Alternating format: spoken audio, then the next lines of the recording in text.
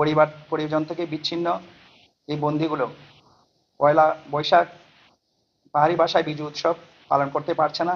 সেই দৃষ্টিকোণ থেকে ঊর্ধ্বতন কর্তৃপক্ষের নির্দেশনা মোতাবেক আমরা তাদের জন্য ক্ষুদ্র পরিসরে সাংস্কৃতিক অনুষ্ঠান এবং পিঠা উৎসবের আয়োজন করেছি, তারা বাইরে যে উৎসবমুখর পরিবেশে থেকে আনন্দ উপভোগ করতে পারতো সেটা যেন কারাগার থেকে উপভোগ করতে পারে।